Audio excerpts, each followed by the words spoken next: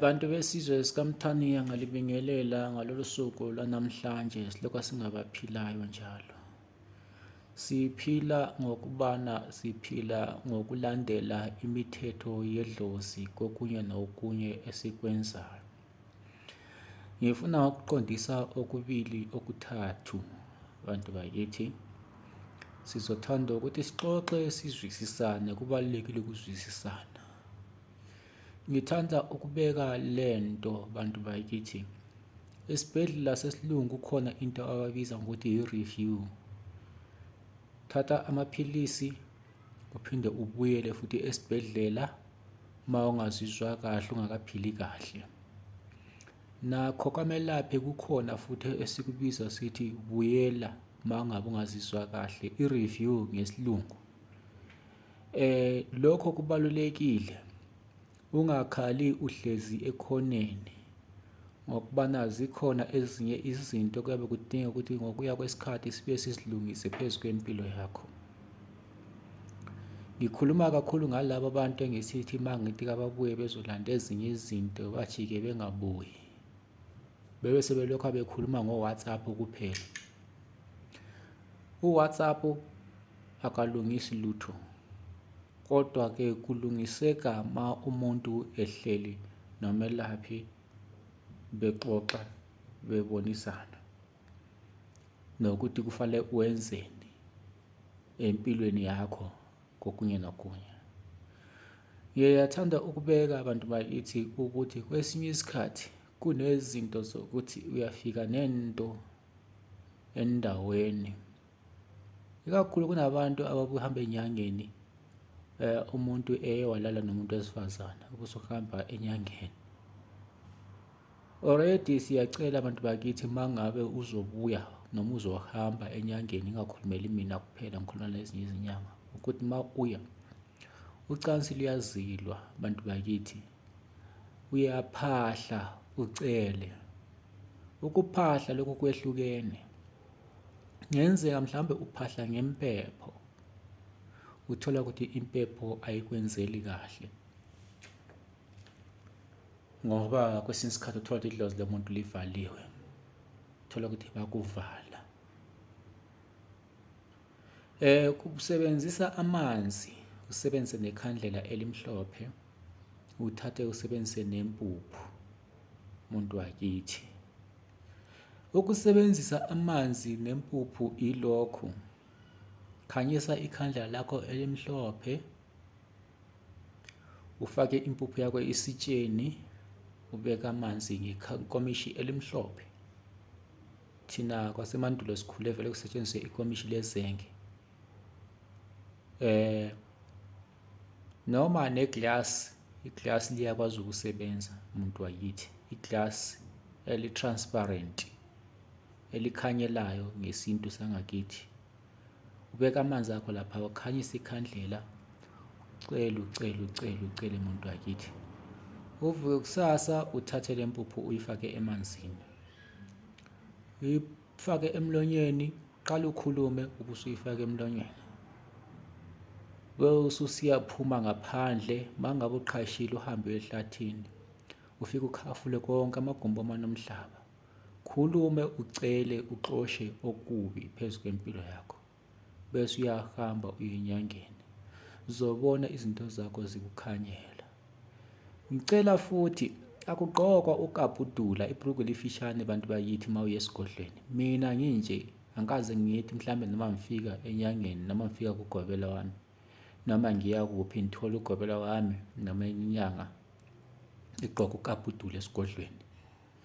Ngiyamangala-ke nina nibuya nigqoka ukabhudula bese nicabanga ukuthi into zilungile, ngoba okokuqala awusahloniphanga isigodlo. Gqokani okuhloniphisayo bantu bakithi. Yikho thina ngaso sonke isikhathi lisithola siyembethe mangabe nisebenza, ngoba siyalihlonipha idlozi. Idlozi nesilungu akuhambisani. Idlozi alifani nesilungu. Ungayenzi isilungu ukuthi wena mhlambe usuyenza ngathi uye beach, usugqoka ibhruku elifishane ukabhudula, usuzobuya esigodlweni. Okunye kuyadinga nawe uzicabangele ma ungumuntu ukuthi yini into ofanele uyenze, yini into ofanele ungayenzi, ukuze izinto zakho zikuhambele kahle. Bese ngibuya lana bantu bakithi, mina isikhathi engivula ngaso, engiqala ukufonelwa ngaso amaklayenti ngo-9 AM, ngo-9 AM. Leso sikhathi uyakwazi ukungifonela. Uma ngiyimatasa, ngibhizi, ngiyakutshela ukuthi ngifonele ngesikhathi esinje. Uma ngithi ngifonele ngo-1, ngifonele ngo-1.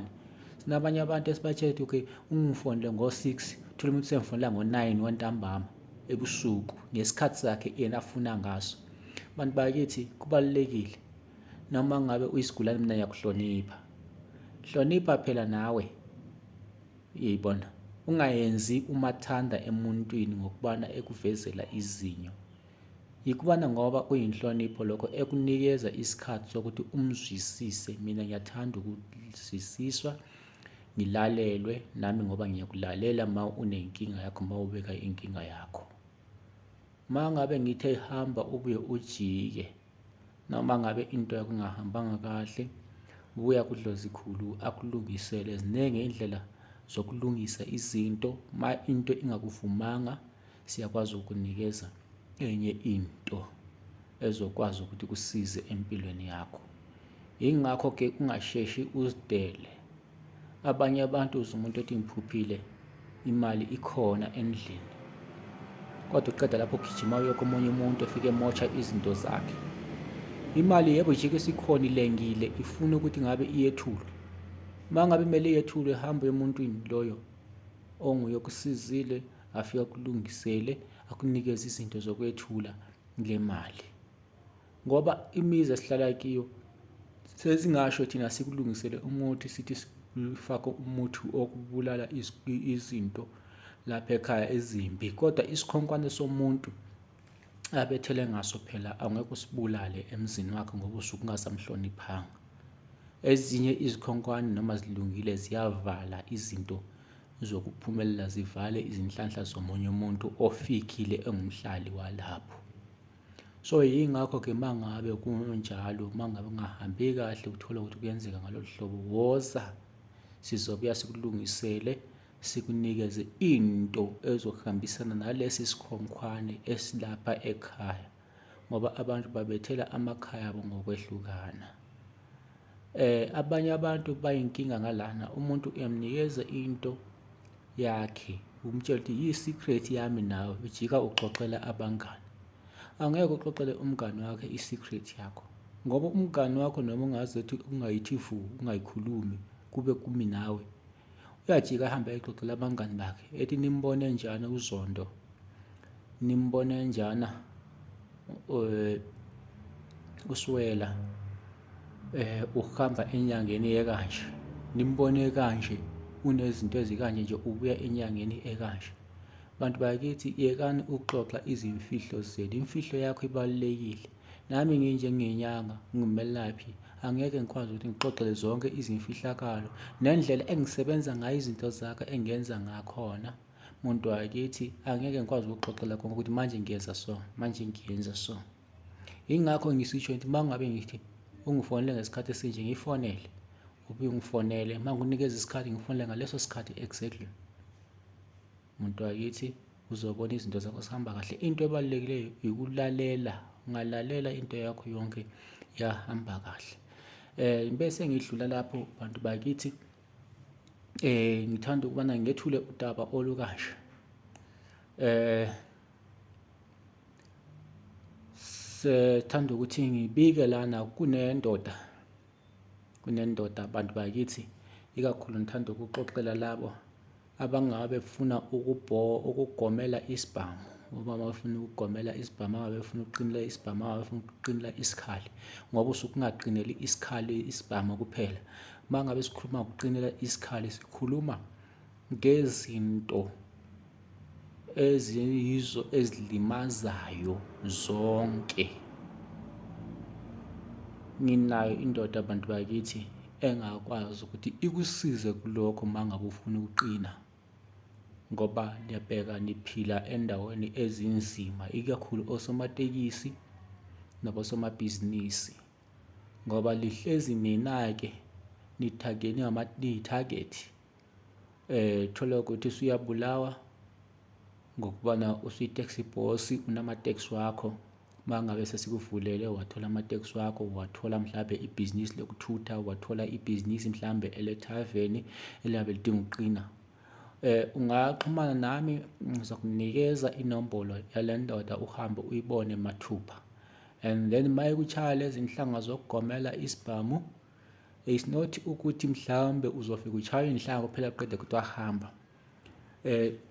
Into esizoyikhuluma yilento yokuthi into mangabe uzimisele sizohamba siyitheste, kungekhona ukuthi siyithesta kuwe, sizoyithesta kithi thina benzi bakho. Simbize umuntu noma unomuntu wakho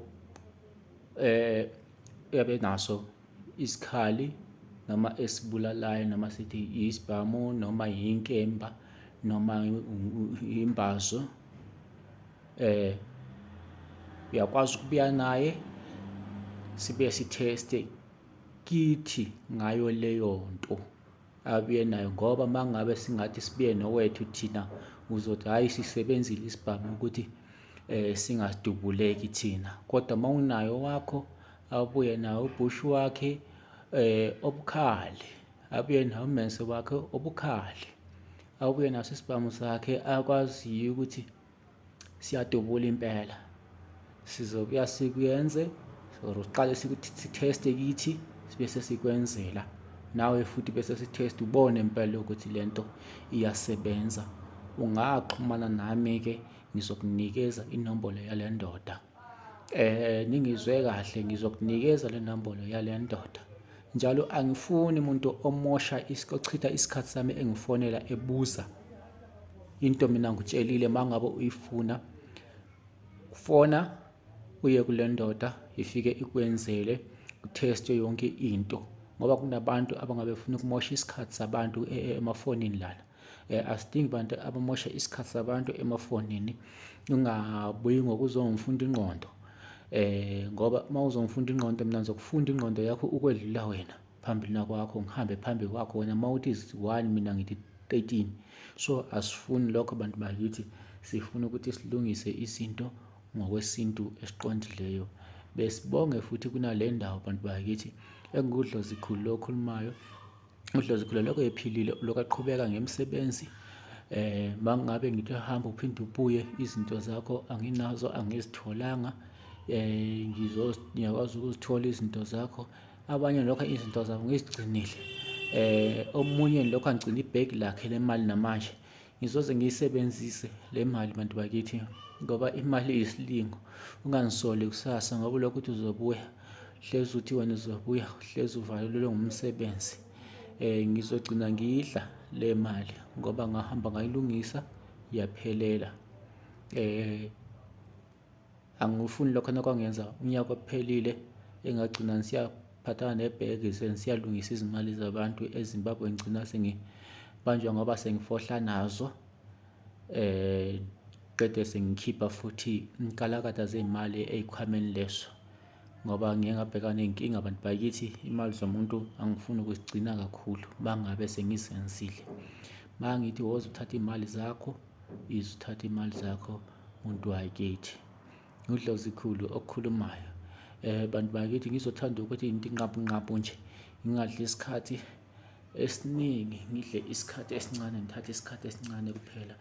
U-wallet usasekhona bantu bakithi, sinalo futhi ibhande lemali, sinawo amafutha emali, sinawo amafutha ebhizinisi. Mawunesaluni, une-tavern, siyakwazi ukwenza nasithi ngamafutha webhizinisi. Lawo siyakukhandela uyawagcina esitolo sakho.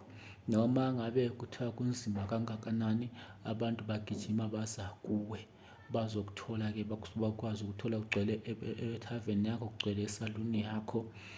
Lokho yinto esiyenzayo bantu bakithi. Ngicela ukuthi abantu bengethuki entweni engisuka ngizikhuluma kakhulu ko-wallet, kakhulu ngophondo, kakhulu ibhanti lomcebo, nebhodlela lenhlanhla akusona sithwalo bantu bakithi lesi. Lento uma ungasayifuni uyakwazi ukuthi ubuye sikususe yona. Yikho abanye bona ishaye inhlanga emzimbeni yenu ngoba into lesi ikhomba ukuthi isase temporary. Anibonke. Bese ngibika into eyodwa nansi engizoyikhuluma kini. Mangabe mhlawumbe unomntana wakho odlala ibhola, umbone ukuthi ithalente likhona, labo bantwana bantu bakithi ngiyabasiza and ngibasiza mahhala for free. Basiza mahhala for free ukuze ubone ukuthi umntanakho ithalente lakhe likuphi. Uzothi-ke lapho wena mangabe umntanakho sephumelele lapho academy leyo amele athathe kiyo, bese bemthethe, uzobuya nawe uzongibonga umuntu omdala, angikuchaji. Bese ngisithi nomntwana ongabe mhlawumbe uyacula kodwa izinto zakhe azihambi kahle, uyamletha umntanakho, ngizomsiza akwazi naye ukuthola udumo, ukwaziwa. Ungadingi udumo, dinga ukwaziwa, ukwazi ukuthi nawe lo msebenzi wakho owenzayo uphakame, abazali bakho nabo bebe nenjabulo kuwe. Kodwa ungawubuyi wedwa ungumntwana, ngifuna abantu ubuye nomzali wakho. Angifuni kusasa ukuthi uDlozikhulu unikeza abantwana babantu izinto noma bebuye bodwa. Ngifuna umuntu abuye nomzali wakhe. Yikho lokho engikudingayo bantu bakithi, uyabuya nomzali wakho. Kathi-ke bengisakhuluma futhi ngingakaqedi laphana, le nsizwa engikhuluma ngayo bantu bakithi, mangabe mhlawumbe uye wantshontshelwa, noma nami ngiwazi umuntu ukuthi kusetshenziswa njani ma umuntu entshontshelwe, uyakwazi ukuthi uhambe ubonane nayo. Mangabe inamba yakhe uyidinga, uzoyithola kimi, ngizokunikeza inamba yakhe, nikwazi ukukhulumisana, akwazi ukusiza. Indoda engithembayo bantu bakithi, enamandla kakhulu ngoba iphethe imithi yakubo, iphethe imithi yaseMalawi, kodwa izokusiza mpela mangabe ulufuna usizo. Ngizobuya bantu bakithi futhi sengibuya ngizochaza ngoba bakhona abake bangibuza ukuthi kathi selayaphi ibhakede lemali kithi lapha esigodlweni, besingenayo imithi leyo, kodwa-ke manje sesinayo. Ngizobuya ngizochaza ngayo ukubana uthenga ibhakede elinjani, bese sikwenzela kanjani. And le i-process eshesha kakhulu bantu bakithi. nguDlozikhulu lo okhulumayo, 083 20 66954. Ngicela ufone muntu wakithi ngoba uWhatsApp ebaningi kakhulu, 083 20 66954, 083 20 66954. Uzomthola uDlozikhulu. Mawufona kabili umuzwe engalibamba ucingo, usuke esesebhizi bantu bakithi, ngoba ngibabhizi. Mangabe ngiyenzela abantu izinto angihlali phansi, ngiyaqhubeka ukuze into yomuntu iyenzeke. Sidinga nawe inhliziyo yakho. Inhliziyo yakho ibalulekile ekholweni into, ukuba nizimisele entweni, ngoba inhliziyo zina abanye ziyasishaya bantu bakithi. Ngizobuya njalo bantu bakithi, sizoxoxa ngebhakede lemali. Ngizobuya abantu bakithi, sizoxoxa ngesikhwama semali. Ngizobuya abantu bakithi, sizoxoxa ngebhandi lemali. Lelo-ke nalo liyashesha abantu bakithi. Asithokoze, sithi binempilo enhle lapho enikhona. Amadlozi noNkulunkulu alivikele ezingozini zasemhlabeni, ngokubana abanye namhlanje sikhuluma nje, khona ababhizi ngabo, bayabagadla, bazama ukubana babayenzise izingozi zemoto. Abanye bazama ukuthi bagadle, bavale izinto zabo zingasebenzi. Kathi-ke mawuvalekile, ngicela-ke uze ngikwenzele izinto zokukuvula empilweni yakho, bese siqhubeka njalo ngomsebenzi wakho muntu wakithi.